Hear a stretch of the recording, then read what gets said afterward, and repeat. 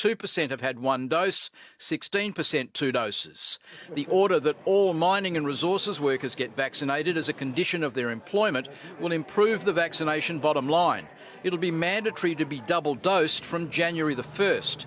Rio Tinto has turned its airport testing facility into a vaccination clinic for departing and arriving FIFO workers. We're trying to help assist with increasing vaccination rates right across the board, and so this clinic and the clinic at the other terminal also available to workers from other companies as well. There are still major differences in jab rates across the metropolitan area, the western suburbs far outstripping those in the east. In Armidale, 66% have had their first dose. In Claremont-Cottesloe, it's 88%. New clinics will be opened up at Armidale and Mirrabooka shopping centres. And arriving truck drivers from the eastern states at Eucla or Kununurra will have to have an extra rapid antigen test before being allowed in. They're not as accurate as PCR tests, but they're still a great indicator. It follows a Victorian driver testing positive after spending 3 days in WA.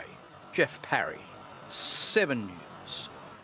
A WA politician is calling for vaccine incentives, a carrot rather than the stick, to boost the state's low vaccine rate. The Premier is tonight deciding which industry will next be ordered to have the vaccine, despite mandate concerns from a few of his own MPs. Some Perth pubs have offered free post-jab cheers.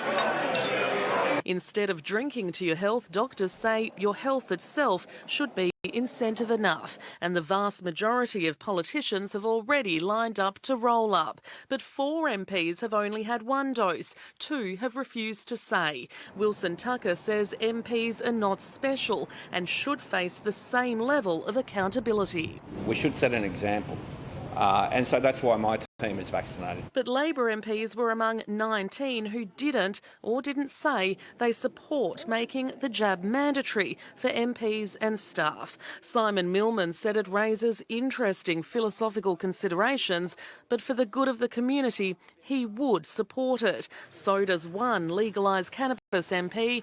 The other wants people to choose their medicine, warning mandates are a dangerous path. Mandating parts of the workforce works. The Chief Health Officer refused to say today if he's recommended it, but the Premier has asked the Solicitor General for advice because the Deputy Nationals leader, who is vaccinated, isn't the only senior MP who doubts it's legal. You can't stop someone from coming to Parliament if they're elected, except unless that's the will of the Parliament. If you can, he wants a carrot offered before the stick. Much more of a public health approach rather than a police approach here.